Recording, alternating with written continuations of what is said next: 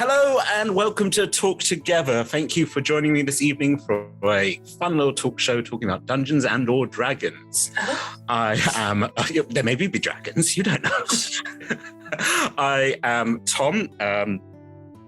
I keep trying to call myself the Question Lord. It might happen. Who knows? Lord of Questions. Lord of Questions. Question Lord Victorious. And I'm joined here tonight by Liz. Hello. Hello, nice to see you all. Yes, we're just going to go through a few enticing questions, maybe a few anecdotes, maybe we'll have some jokes along the way. Let's see how things go. How do we decide what questions to ask? Well, hopefully we'll stay on topic, but most of all, it's decided by these little friends, our little math rock friends, the dice, or die, depending on which term you want to use. Before we go completely off track, the stream should run for an hour, and we are delighted to be sponsored by Hero Forge, Ultra Pro, Elderwood Academy, and we are supported by D&D Beyond, Warriors of Waterdeep. I feel like this is where point where Sean will lift it up. Sean, if you're watching, hold it up. Hold it up now. Now. That's your cue. Oh, I'm imagining Sean going, oh dear. And we're also supported terminology by Level Up Dice. So we are Roll Together RPG on most social media, not TikTok. If you want us on TikTok, if you want to see some cosplay and some cool TikTok dances, let us know. Who knows? It could happen. That's what this episode's going to be. Yes, Liz, yes. I hope that would actually be quite sweet if we just were like, we both sort of ducked down and we're like, and now Enoch and Pip. And it's just horns and a hat. I'll have to remember how to do Enoch's voice. That's going to take me a while. Well, that's the problem. Enoch's got two voices. Oh, that's true. Yeah. I have two to pick from. It'll be fine. Just switch back and forth depending on how you feel. Also, big thank you to our D20 Club on Patreon.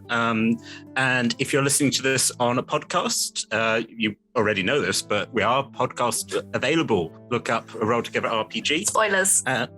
Yes, spoilers. Spoilers. Yes. Spoilers. Turns out we're a podcast. Spoilers. Who knew? Well, here we go. Sorry, Tom. I've derailed this already.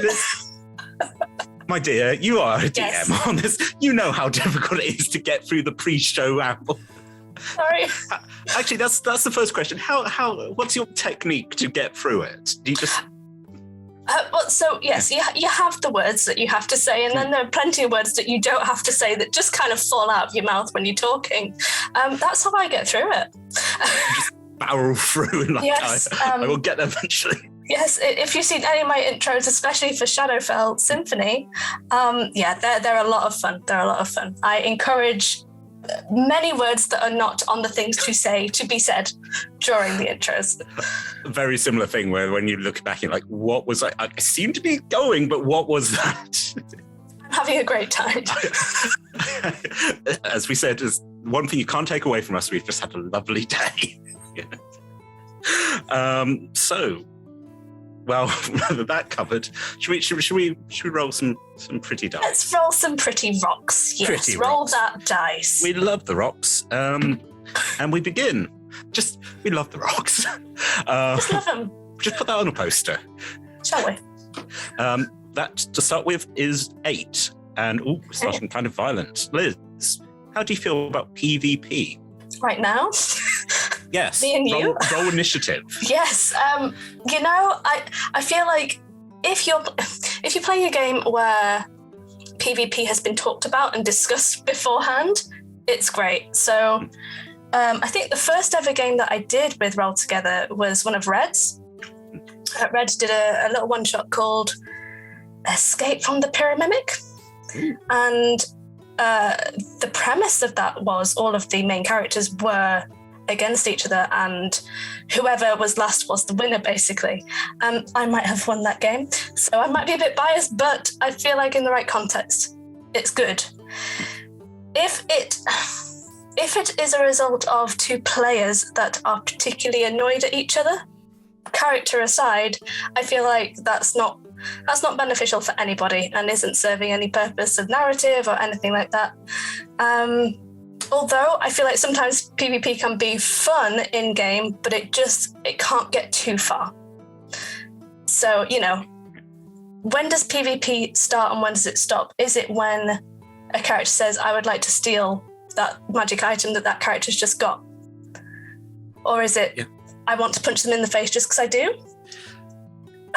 I mean, we've previously talked about the idea of like going, why would I hang around with you if you're like, oh, I'm going to steal all your items? Like, I don't want you. I understand you're a player, but I don't want you around, Totally. But it depends if the stealing is malicious or not as well. Sometimes, like, I DM for a group, and I think we're playing Tomb of Annihilation.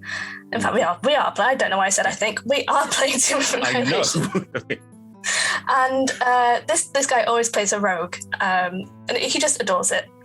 But the way he kind of interacts with the group is in a jokey way. So he kind of goes, I'm going to try and steal that person's shoe. Because it's not an intrinsic item to the game, or a really, it's not going to break a player's game. That's fine, go for it, provided that everyone else is comfortable with you doing that. But fortunately, this group, they get it. They understand the joke behind it. It's not malicious. But I feel if it was just someone who just kept stealing people's stuff for no reason, why are you in a party? Yeah.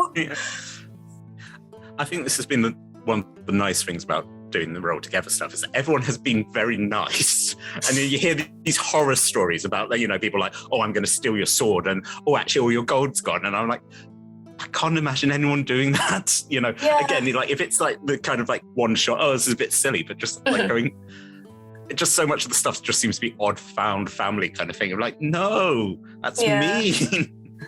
Yeah, totally. I feel like as well, there's an aspect to D&D which is collaborative. It's a collaborative storytelling game. And if you're just playing for you and you want all the good items and you want to win, maybe revisit why you're playing D&D in the first place. Yes, that sort of idea of sort of like finite or infinite gaming. Are you playing for the game or are you playing to win? Again, I've had people like, how do you win? I'm like, I guess just it's a really about lovely the time. journey. Like a friend of mine took someone on a date. It was like a D&D night. So that was fun. She had never played, and they're like, you can do anything. She's like, I jump in the lake, and they're like, there's not a lake. And they're like, I thought I could do anything. And they're like, okay. And that's the thing. Like, I could imagine. Yeah, like the DM was like, no, there's no lake. And I was like, as a challenge, let her go find a lake. Just let her. Just roll an investigation check for a lake. Is that nature? Is that survival? Is that just? Yeah, totally. Go roll for the lake. I think the other thing with PvP, I just had a thought. These happen occasionally in my brain, and so another instance where it's good is if, let's say, you've wandered up to a mage, and this mage has charmed you, and this charm is worded as such where you have to attack a member of your party. Technically, that's PvP, but the context is correct. The context makes sense, so everybody is fine with the fact that your friend is now attacking you. Yeah, there's like ways you can do it. Sort of like, are you seeing it as an illusion that you're an enemy, or like some versions I've seen where it's like you're trapped in a memory of like, yes, I'm protecting the king, and that's like, no, they're not goblins. Again, I think with so much of this stuff that it is just sort of like going, yeah, you can do a lot. It just depends on how you're doing it, and. Yeah. Oh, well, it's back to consent. Go on, Liz. But often with the situations where you've been charmed and you're attacking your party, that allows for the party to think together as a group as to how to stop that from happening. So it can lead to quite positive outcomes as well. Instead of just being, you beat the crap out of your friend, sorry, your friend's dead. It allows for the party to figure out what else that they could do. And again, it's a care thing. Like as a DM, you're like, yeah, you murdered your friend. Like, I've got a real problem with that. And they're like, well, people die. You're like, no, you put that on me. It makes it sound like we're all being very gentle and sweet, but there's just that sort of thing. I don't want to kill the ranger. I like the ranger. The ranger's nice.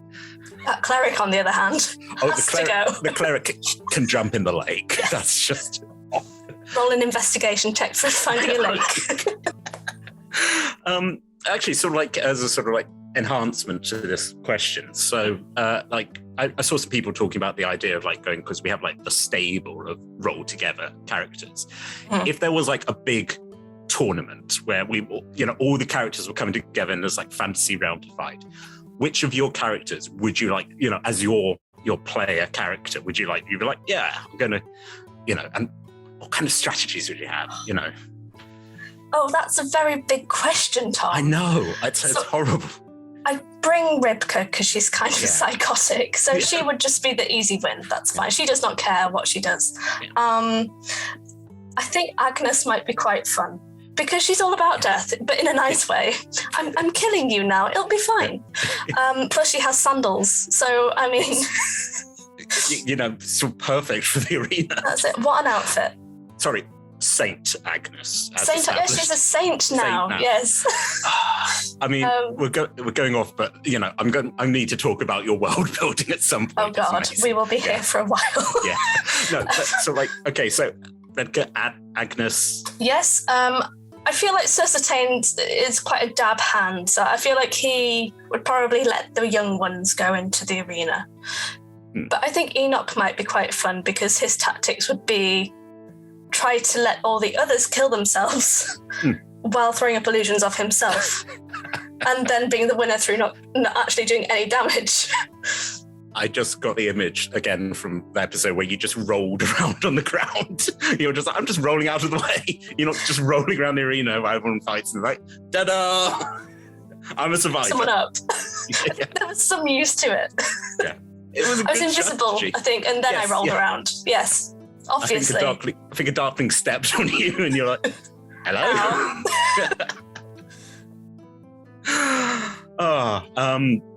What about you, Tom? Any characters in the arena? Who would you put against Agnes? With her sandals and her wimple. Again, sort of like for the tragedy, X. Just to go. God. Why am I fighting why am I fighting? Look, I promised one day I'm going to play a character that has a happy life. It's going to happen eventually. But it's not going to happen. It's not. I just instantly, I'm like, cool, I'm playing a little baby otter. I watched my entire family be murdered and it hasn't quite sunk in. I'm like, what? I have a demonic hat. Actually, that would be amazing, playing as Wilby. Yes. And then, just all these really hulking things and then just little otter going, I'm going to fight you. I'll put him up. Got a sponge. Yeah. And just cutting it like, why aren't you bleeding? And like, magic. Don't ask. Don't ask. I contain the entire Hades in my hat. And then sort of like, Pip would be fun, but again, I think Pip would be brutal. I feel like Pip's true nature would come out in the arena. It's like in Thor Ragnarok, where you realise Hulk has killed a lot of people. Yes. And that sort of thing where Pip's like, I got told I could go home if I killed them. And they're like, you could have just left. He's like, oh, right. There's just bodies. Yeah. Bodies in the sand. Nutmegs in like armor. Beautiful. Like, again, like Thor Ragnarok going, yeah, I know them from work. Again, I think maybe it'll happen. Maybe the Roll Together arena will happen. It'll be very upsetting. It sounds fun. It sounds fun. It feels like a definite one shot that needs to happen. Like if we're doing like a spin-off sort of thing, and like at the end of the episode, it's like, and the update from the arena. The paladins are just smiting each other. Oh my God! Yes. Yeah.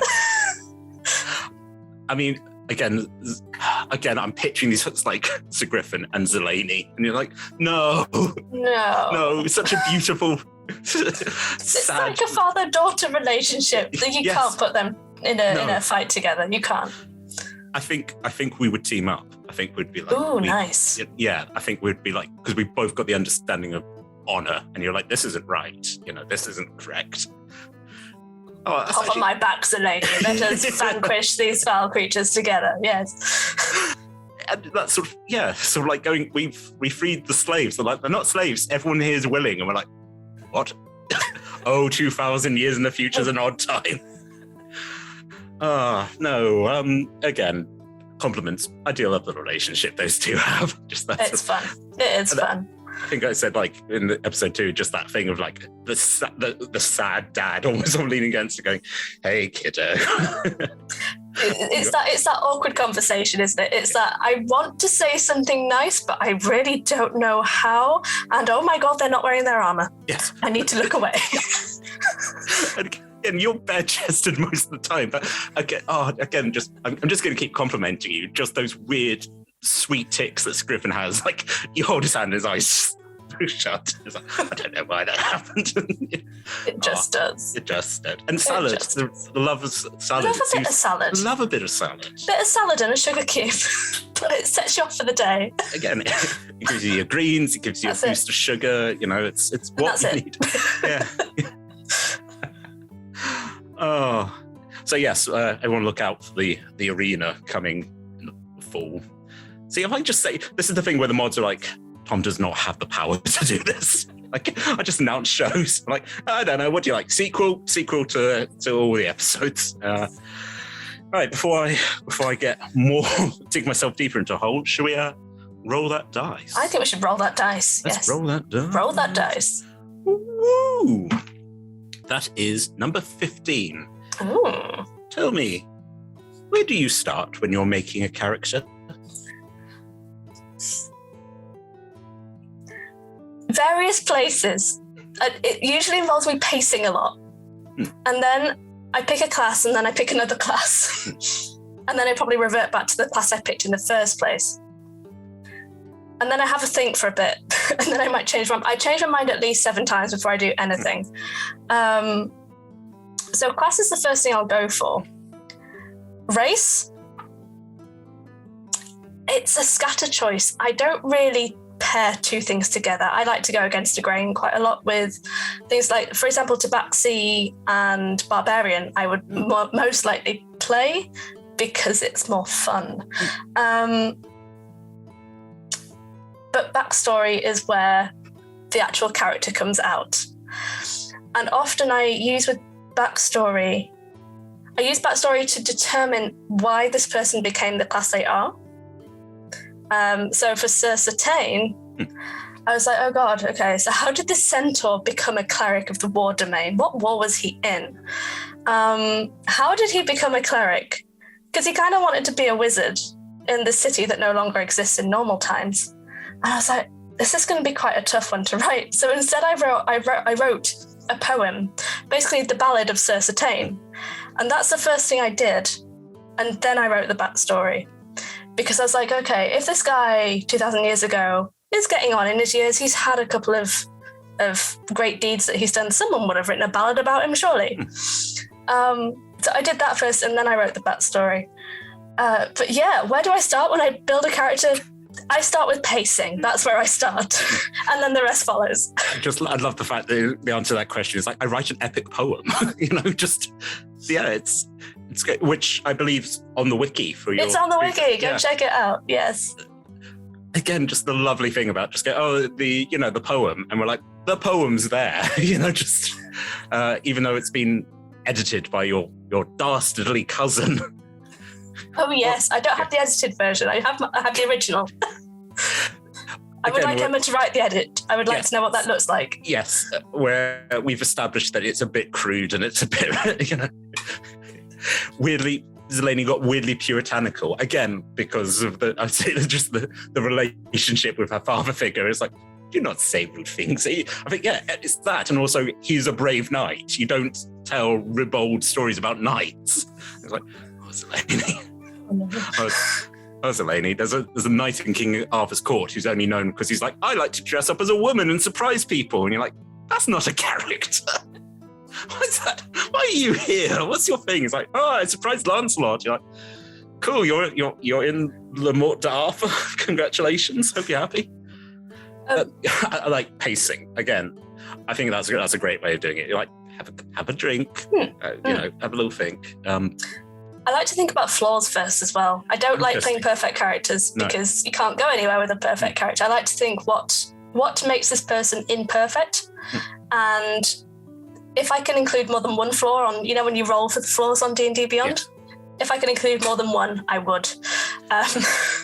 So, for example, Enoch had about 3 flaws, I think. Oh, wow. So he was a charlatan. He enjoyed tricking people. He enjoyed taking their money via the spells that he used. But that allowed him to have that moment with everybody where it's like, okay, I wasn't being myself then. This is who I actually am. And I was only being that person because that's what I thought people wanted me to be. So that really drove his story along. So yeah, start with flaws. That's my tip. That's, again, I think that's a really great way of doing it, and having that at the back of your mind where you're just like, okay, what will I overcome this? And again, that moment in Flustered where just like, I think I said like we skipped like 3 episodes worth of character progression because we'd all been each other. And then it was like, I'm scared, I'm just violent, I'm a charlatan. And Gertie's like, I'm Australian. But again, talking about like your world building, where you were just like, that's an Underdark accent now in the Roll Together universe. It's Australian. Well, you go down under to the Underdark, and we live in England, and down under is Australia. Hey, I'm not arguing. I love it. I just, and of course, there was sort of like similar things like. We're looking at this universe where we're like, oh yeah, Baldur's Gate. Well, this is happening. Like the monster hunters are there. There's also, the Savaloi, which is still again, like it's been great watching your episodes and then just go, oh yeah, there's a poster for, a show at the Savaloi. And I'm like, yay! Yeah. I mean, that's the thing about Roll Together. You get the opportunity to watch so many different shows, but it's cool when they start to link to each other. So if you, the thing about Roll Together that I like is you can just start on any of the campaigns. You don't have to watch all the other ones. But if you're a fan and you enjoy watching all the shows, it's nice when you get those little Easter eggs, like it is with any show. But it's not integral to the plot that anyone's doing. It's just if you know, you know. And that's what fans like. Like with anything, with Marvel films, with Doctor Who, there's a lot of bits that hark back to quite old episodes or old films. If you've watched them all, you're like, I know what you did there. Pays to pay attention, yeah. Just sort of, which again, I think is lovely. And it makes it more real. Yes, because it's a lived-in world. That's the sort of thing I thought like with Ancient Antics, where we're keeping ambiguous when this is. I was like, this almost needs to be like the year of, and I was like, so many world-ending events are happening in these campaigns. You're like, oh yeah, the one where yawning portal just, but no, okay, that's not big enough. The one where the demons, no, or is it just like the year of the rabbit? We picked an animal, it's fine. What, the killer rabbit? No, killer rabbit's 20 years ago. We're not looking at that. Watch that show in full. Yes. You heard it here first. Well, again, like watching your stuff where you're like, okay, so like the Krampus episode where it's like, okay, so that's happening after Flustered, but before Busy Bees 2. Who get hit? I think I was in the, just looking at the chat going, please don't give the gun to it. Oh no, Clint. I know, I saw that. I was like, I didn't even anticipate that happening. And Chris's character had a gun, and I don't know why I did not put 2 and 2 together. Yeah. I just did not. And then it happened. I was like, what have I done? What have I done? You just gave a gun to a baby. I think the character's like, no, we tried to avoid giving little Clint firearms, but Chris's beautiful chaotic self, and they gave little babby Clint a firearm. And again, I'm imagining it's a full like pistol. This tiny little beaver's like, yeah, wrapping his little claws around it. I love it. I love beans. Honestly, Sam McKay is a genius, folks. Yes. If you ever get a chance to watch any of Sam's stuff, do, because highly Sam recommend. Is chaotic in its purest form. And absolutely did not know where that episode was going. We were like, okay, yeah, we'll come to zany, and then he's like, aha! You're like, oh no! I think all of our faces were just like. I was like, I don't want to let him out of the cage. No. Like, sorry, Sam. Let's leave him in there. Yeah, just. But like we said, that idea of just going, I have to do this because, it's another player, but just the idea will be just going, nope. The fact that he had guns and then had there was a rat. I believe he had a rat as well, or a mouse. A rat in the tin. Yeah. That's it. Yeah, and it just kept on happening. There were things that just kept on happening with Sam, and it was glorious to watch. That entire episode, just keep going back to hag on a roller coaster. Just oh my god, so good. Whee! That was so much fun. I think I said in like the Discord, I was like, can someone please design fan art of that? I will put that on my wall. Hag, a beaver holding a gun at the back of her head, and it's just animals on a roller coaster. We do have fun, don't we? We do have fun. We have carnage and fun. Yes. Well, looking at time, we're doing good. 2 questions, and we're already halfway through. Hey, we're learning. So, just prepare for me just to go down. Like, it's fun. We like it. So like I start rolling. I'm like, so you talked about Doctor Who. Who's your favourite Doctor? You're like, no, not at the time. Okay, you've already answered that one. What's your favourite colour? It used to be blue, and now it's goth as fuck. It's black. I'm sorry, I just enjoy black too much. Yeah, represent with all the black, you guys. Yeah. It's good. Yeah. I've got Gold Mothman. Yeah. Oh, nice. Yeah. I've just got a goth little skull. I mean, having a cute little goth club. Yeah. Oh, just sort of sitting there going, that's spooky. Yeah. Your t-shirt's spooky too. Like, yeah.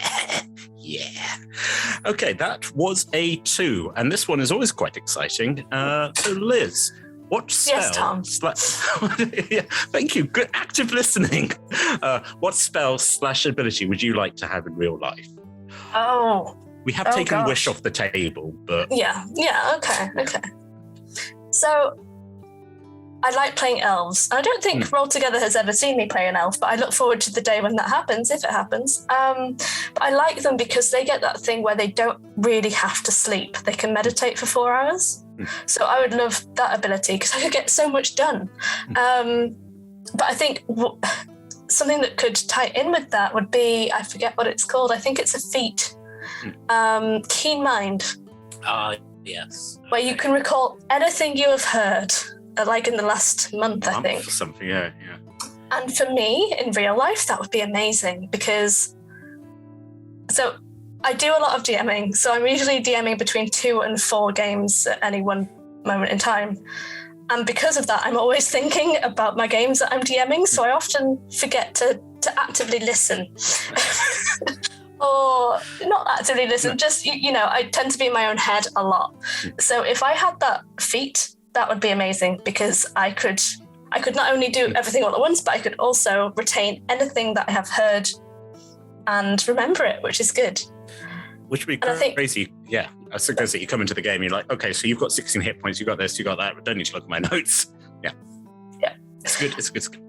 Oh. And I think the only other thing that I would like that isn't like way overpowered, fly. I would love to be able to fly. Yeah. But you'd have to watch out for that. There's a time limit on the fly spell, I believe, and concentration. So if I had Keen Mind, that would be good because I wouldn't get distracted and stop concentrating on flying and plummet to my death. You're just enjoying a little soar and you're like, you've got 3 minutes. You're like, thanks, brain. Ooh. I land, safety first. Amazing. I think, again, those are, I'm going to, question Lord Powers. I'll give you both of those. I think that's fair. Thank you. But then also you're like, the terrible thing of like, I just remember all the things that people have said to me in the last month. I remember you say reading that's that. terrible, but I would think that's a good thing.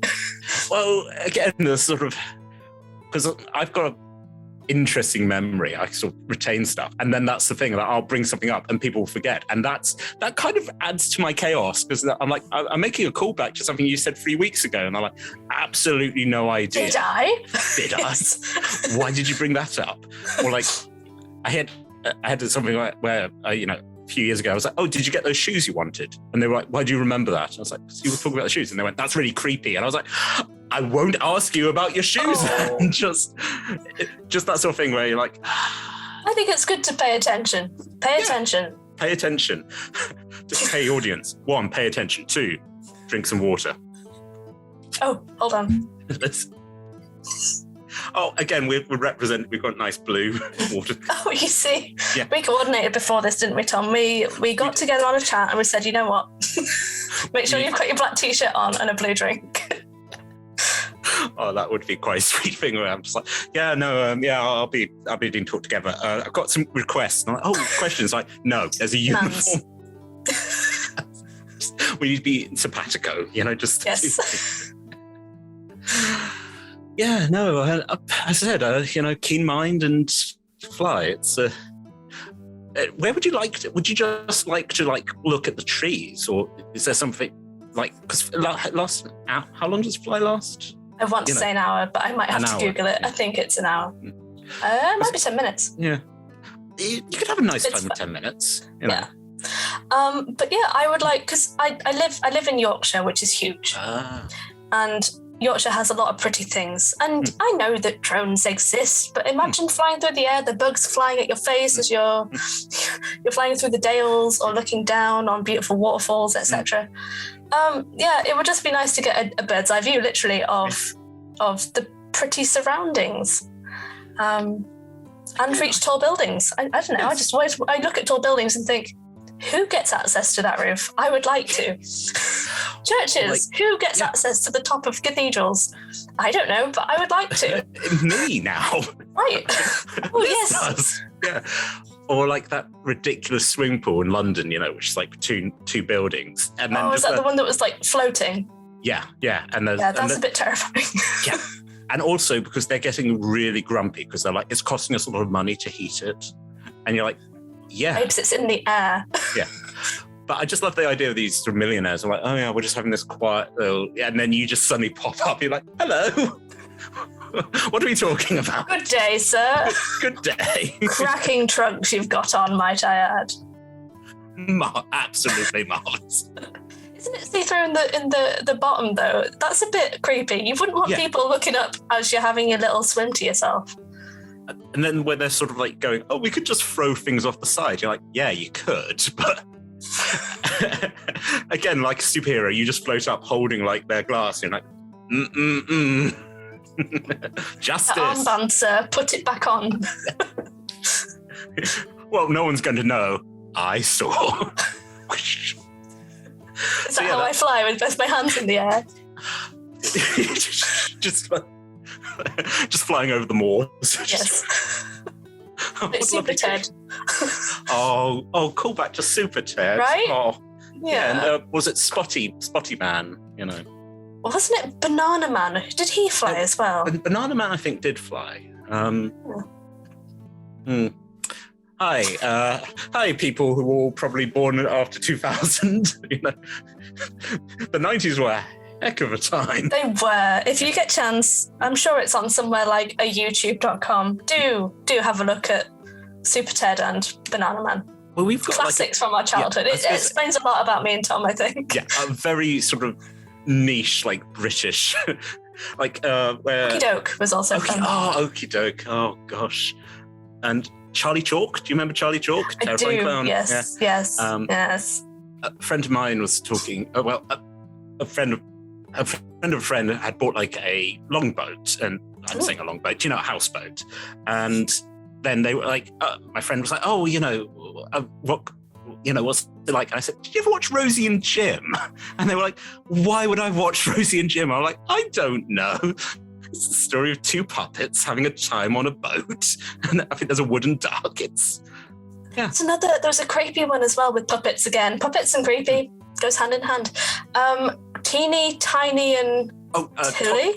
TV. What's that? I thought they were on a boat. I think they were. And they're I think the girl was French. Yes, and that really creeped me out. As a child, I was like, it's an alien. Oh no, the French. Little Liz, and they're like, do you want to learn French? You're like, no. Oh no, I spoke French. I did have to do it for GCSE. We never found out where the Plume de Montante was. Dans la bibliothèque. Ask Teeny, she'll tell you. Tilly, whichever one she is. just ask Tilly. She's got secrets, that one. She does. She's sitting on many things. Anyway. as we said, this just explain a lot. Welcome to our minds. Yeah, it's like, you might not have keen mind, but let's talk about the 90s. Let's. I'm like, oh, do you remember Rugrats? Do you remember Bananas in Pajamas? They're coming down the stairs. So much of our like childhood television was just terrifying. It was like giant puppets, or sort of play days where it's just like, oh, here's a wooden bird. Here's we go through this window. Look, we're not saying that we're going to make an RT out of it. Just all these things. Like, oh no, don't super give me ammunition for my brain. Don't make me do it, Tom. Look, it's going to happen. They've gone. Your party have gone to some mysterious greenhouse. Yes, this is guarantee. true. There's no guarantee there isn't a French puppet. The teeny Tom and Tilly are going to rock up. I know. just drops from the ceiling. Bonjour, ça va? Mal? You're like, oh no. Hey, can we just talk about Chris's French accent in Monster Hunters 2? They were perfect. I loved it. I can't do a French accent to save my life, but Chris's was beautiful. Well, obviously I could, because I perfectly, we're natural 20 and impersonated an old French man. But oh my God, that was funny.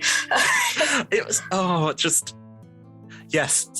I think because Monster Hunters 1, also the rat town, were also French. So which implies, apart from tea, when you become a lycanthrope, you just start having a French accent. That's part of the Put it on the wiki. Yes, absolutely. But again, this is what you do. You say something and then suddenly it's canon. We've got this. We got some. Bring back some. Was it Sir Bibbly Boop? What was the name of our Sir Lord Bibbly Boop? Yes. Sir Lord Bibbly Boop. Sir Lord Bibbly Boop. Better knight than Ancient Antics, you think, or on a scale of knights? Well, she was only a knight because of the brain of the Undermountain King. So technically, she'd only been a knight for about 2 days. So no, she would. No, she was. And she's not a knight anymore. She's just a normal drow now. So yeah, she'd suck at being a knight. Again, put that on the wiki. Put it on the wiki. So Lord Bibbly Boop, terrible knight. But as you said, own steed. Can just. But I feel like all drow should try and become knights at least once in their lives. Do you think that was an inspiration for Sir Griffin, where it's just like I'm both horse and knight? Just. Oh no, it wasn't. I just really wanted to play a centaur. That's why Sir Griffin turned up, because I was like, we're going back in history. What better to do a centaur than right now? But I did have to message Em and say, hey Em, would a centaur work in this game? Because I know often things like stairs and sofas can be a theme that turn up in many campaigns. So I did have to check. But no, the drow wasn't the inspiration for Sir Griffin. I just really wanted to play a centaur. Absolutely great. And as you said, it's such a interesting kingdom we've had, where like there doesn't seem to be I don't think any humans. We're all these sort of disparate, it's like Sean with his pig folk, and look at all the law really that's happened as a result of that. We'll be absolutely fascinated to see what the result of that is, where we're it's like, because we don't enforce rules on this, but just where you're like, by the way, if you want to be a pig folk in this area, there's like 1,000 of them. Fill your boots, just yeah. I'm just thinking, because it's like the last episode of that's coming up, and we're just like, the good times. I don't want it to end. No, Frozen 5. What will they get up to? Probably reclaim the kingdom. Maybe there'll be a sequel. Who knows? There will be a sequel. As Question Lord, Em just spits in the chat and goes, no. I'm like, okay. We're on track, right? We're doing okay. Yeah, I'm not looking at the clock. I'm having a great time. Let's go. I'm occasionally sort of glancing over and just going to make sure I have a drink of water. Oh. Yeah, drink of water, audience. Already asked you that one. What's your favourite shape? Favourite shape? Ooh, triangles are my favourite shape. Let's tessellate. I do actually quite like triangles, especially in dice form, because they're pointy and hurt when you stand on them. That's again for the goth feeling you've got, like, it causes pain.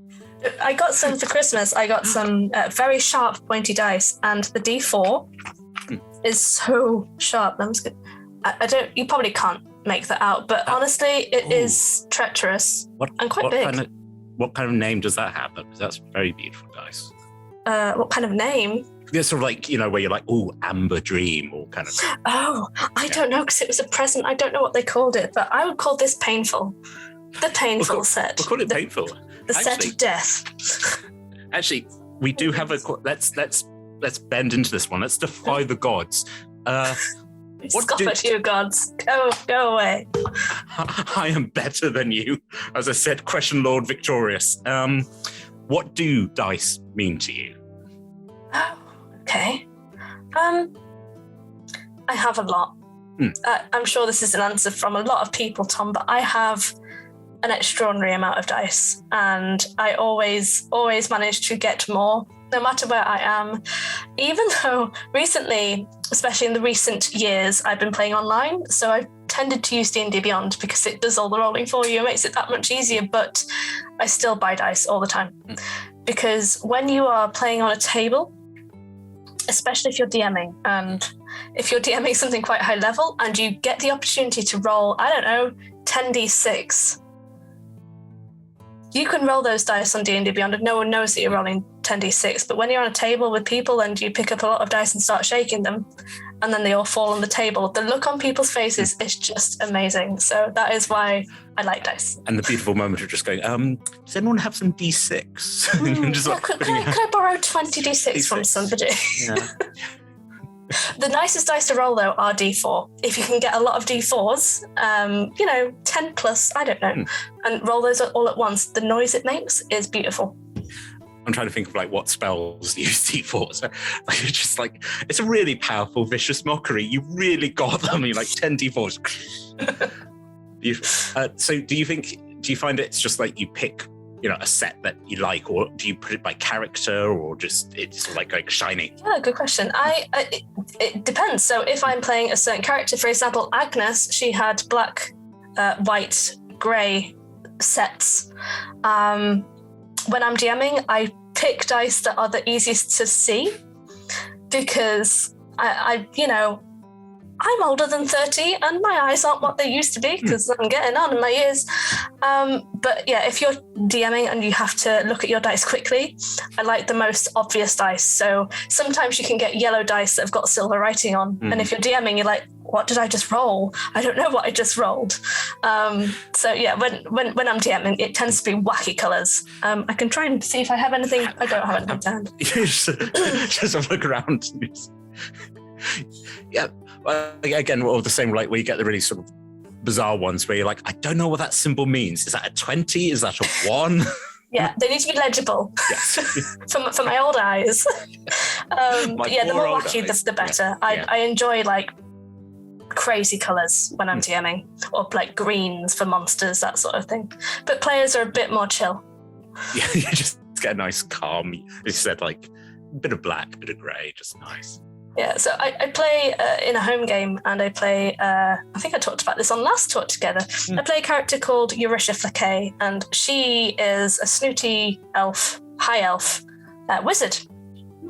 And the dice that I use for her are golden sparkly dice, and turquoise marble dice. And there's some dice which have got little birds in them. And the reason why is her familiar is a raven called Susan. So it ties in with the character. Again, solid name. Susan. Never thought the name Susan. I try and put the word Susan in on most things, most days. Again, where we're talking about those sort of what are the things in the back of your mind, those go-to names, M has Stephen, and that sort of spread. And I was like, in my logic, I was like, yeah, horse is called Stephen, started with Zeleny, but that's kind of Stephen. Even star just again watching that episode, and I was like, here comes my boy, here comes my beautiful son. I think Cersei might just keep on calling The horse. calling them Stephen because Yes. Cersei's stupid and old. No. Again, you say that, and I'm just like, no. You are most honourable and brave. And you fought in a war. You're a veteran. It was a very long time ago, Sir Lady. I like to think young. You were still like, oh, 18. Must we go over the top? I'm trying to enjoy my salad. I'm looking at my crossword at the moment, even though I can't write and or read. Again, looking at that, Wiki, get on this. A list of the characters in World who can't read. Yes. Pip can't read. Yeah, Pip is learning to read, and yet has written I won't say best-selling, but that's just me being hopeful. A book. A book exists, thanks to We need to write that book. I legitimately want to, I think it would be so beautiful. And again, I think we said, like, the entire party come in and, like, cool, we just got a chapter on eggs. Just like, can I put this in? I'm like, yeah. There was quite in Flustered. There was quite a lot of really well thought out NPCs that M put in that I think maybe could have little sections off the book. So like the what was it called? The place that sold fruit and veg where they like awesome apples. Awesome apples, yeah. But they were so amped about what they were selling. And there was the B&B with the Banshee. Yeah. Who writes songs but can't sing them. But what if the Banshee could write them down in a book?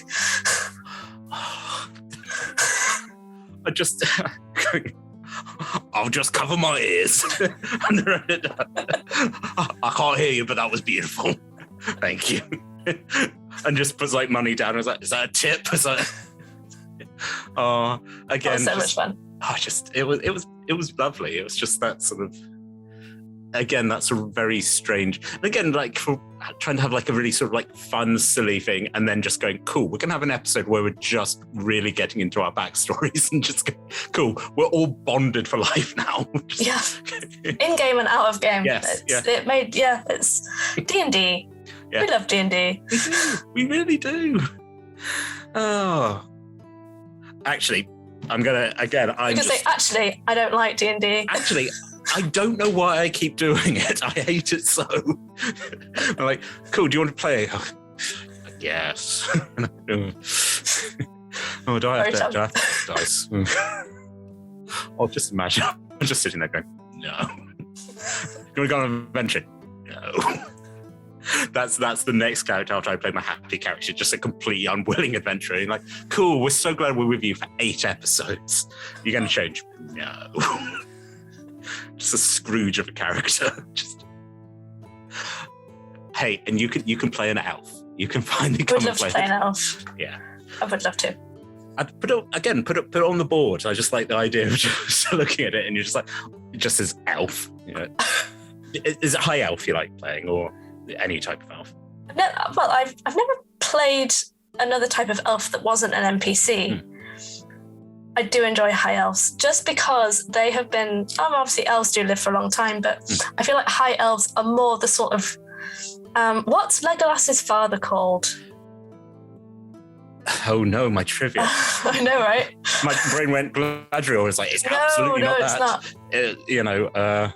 Handsome guy from Pushing Daisies. There's a gif of him falling down the stairs as well. But you've got that. I feel like high elves, when they get old, they begin to lose their tether to the plane that they're on. They become more ethereal. So the older they get, the less bothered they are about humans and halflings and all of that. And I just love that idea. So the high elf that I play is young. She's 80, but that's young for an elf, So I play the sort of petulant teenager who's quite snooty, which is quite fun. But you have so many years, so many years to pick from. And plus their magic skills are pretty awesome. They get that too. I don't know. Maybe I will play some sort of wood elf at some point, but high elves are they're a bit more rude. I enjoy high elves. It's always like that thing from Skyrim. Oh, you haven't been to the Citadel, have you? You know, just that would be great fun for you. Just like, I don't know. My favourite bit in Skyrim is when you're in Whiterun and you're wandering up the stairs and there's the Viking place to the right-hand side, the longship upside down one. Yes, yeah. And there's this screaming guy near a little fountain and he's like, "For Tamriel!" And every time you go, he says the same thing and it just warms my heart every time he's there. I'm like, "Oh, hi, love, you're right." You just come back to the Blue Palace. Yeah. But Tamriel, Blue Palace, whatever it's called. Yeah. We just established it's like the longboat place. I think I called it the Citadel. There's not a place called the Citadel in Skyrim. It's the Mages College, isn't it? Yeah. Winterhold. I think, yes. I've only played Skyrim a lot. They're re-releasing it. Again, they're never going to make a new one. They're just going to keep re-releasing it. They need to. They've added fishing now, so if you want to get into, hop back in. Said you want to do the and away thing with fish, you can, and to your heart's content. Well, we've got about 10 minutes. Let's okay. Let's roll. Are we rolling that dice? I think I rolled. Oh. You're like, that's why we're here. I've got more to say about 90s television. Mr. Bean. Mr. Bean. Oh, National treasure. Elastic face. Yeah.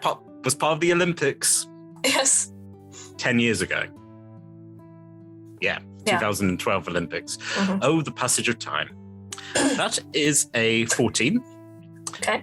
What is the funniest moment you've experienced in a game? Oh, God.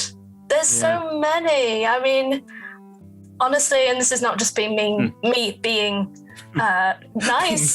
Being mean. I don't like you. I'm like, okay. Yeah, go on. Tom, any kind of game that you're in, you always bring so much hilarious carnage. Like, any game that Tom is in is always funny. So anything with you in, basically. Also, funniest specific moments, I guess, would be Ogden offering people a job. Charmony is a god. That's all absolutely. I have to say. Yeah.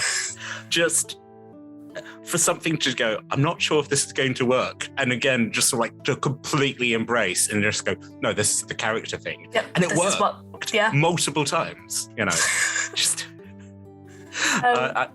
I was on another stream. Well, actually, I did it yesterday.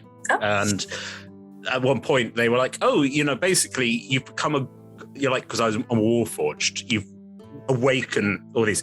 You're basically a god to them. And I was like, no, you've given me NPCs. I was just like, no, you can't do this. Darkling 1, Darkling 2. Yeah, I can't keep being given innocent, you know, my Darklings for, you know, I can't just that's something you're just going. They just keep dying, Tom. They're just gonna keep dying.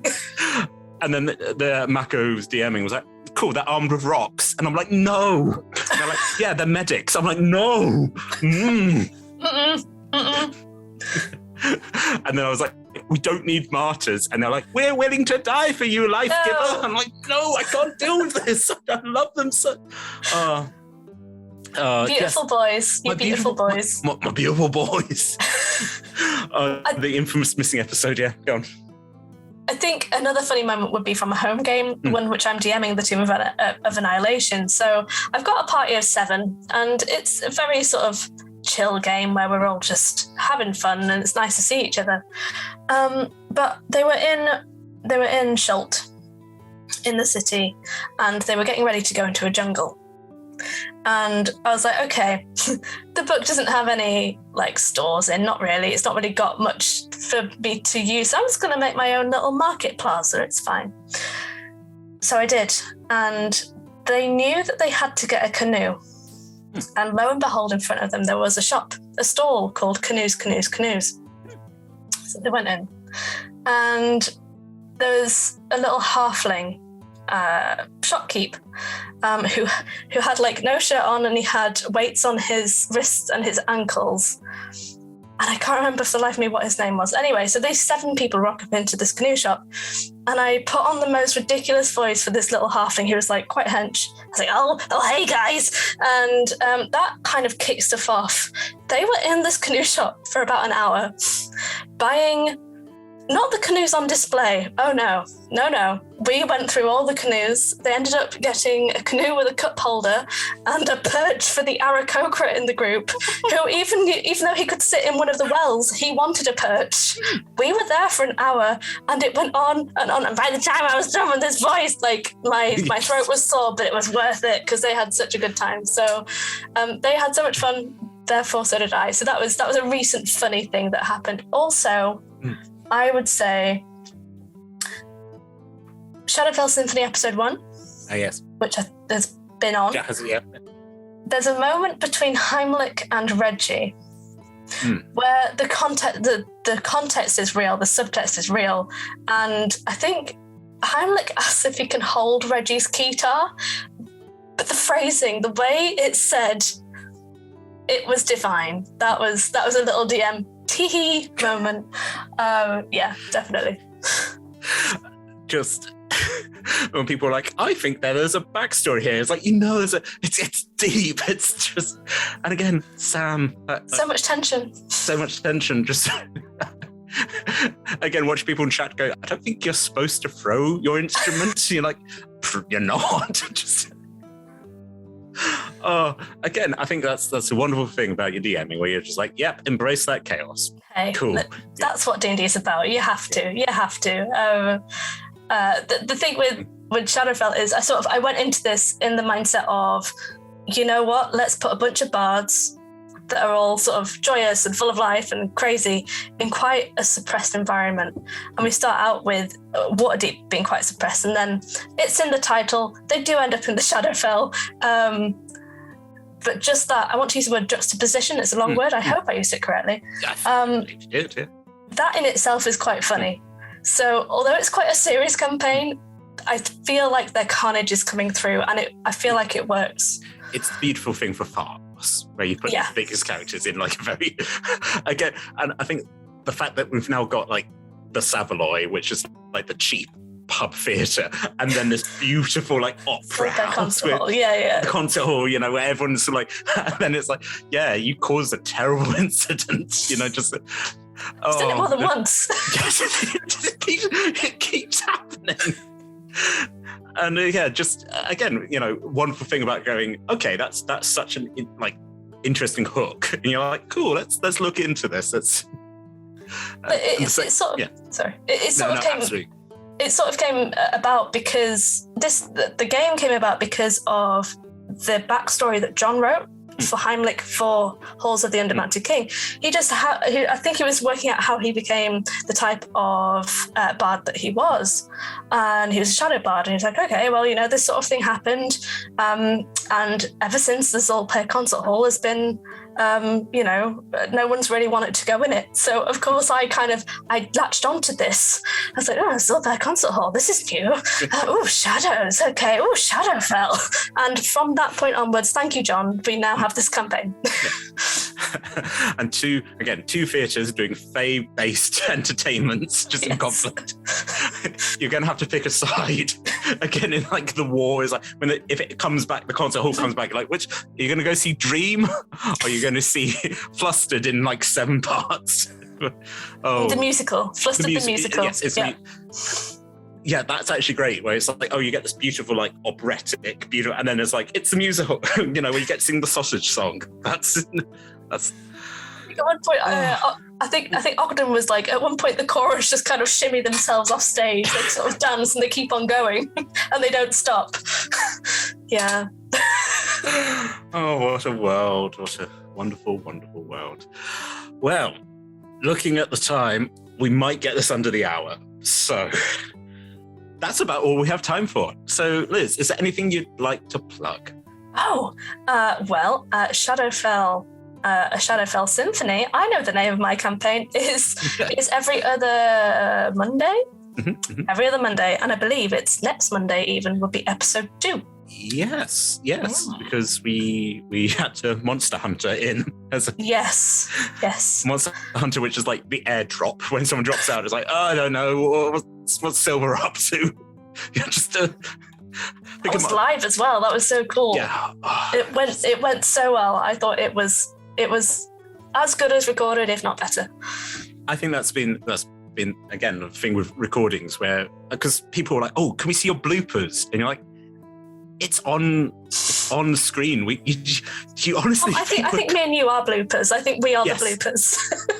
Which is a great energy for us to have, where it just, as we said, we're just having a nice time. It's nice to talk to people. And it's nice to bloop. just in the background, just gently blooping about. On that lovely note, audience, thank you very much for joining us, being part of this show. If you have enjoyed it, we're on every Friday from 6 p.m. to 7 p.m. GMT, and we do stream D&D games. On Monday, as established, it is Shadowvale Symphony / Into the Sunset. I just had that moment of going, that is right? And I'm like, it is right. That is right. And well, I'm just like, and the Flustered in the Feywild. I'll get to come back. Oh no. Okay. And on Tuesdays we have those charming shining nights in Ancient Antics. Those ancient antic filled nights. Just just thinking about Sean and the night fell. One shots. Okay, so yes, all our shows are streamed at twitch.tv/rolltogetherrpg, and there should be a YouTube link in chat. You can also enjoy us as a podcast. Shout out to our mods. Shout out to our D20 club. We love you. We love you, mods. Please do take care. We take care of the kobolds. We love the kobolds. Let them out of the cage every now and then. Feed them, water them. Not too much sugar, because sometimes they get excited and they try and put cake in the servers, and they're so cute, they're so small. We can't stay mad at them. Yes. So in conclusion, thank you to all our supporters and our sponsors, and finally, I beg you from the bottom of my heart, I beg you as a brother and as a lover and as a friend, please stay classy at the table. Okay. Goodbye.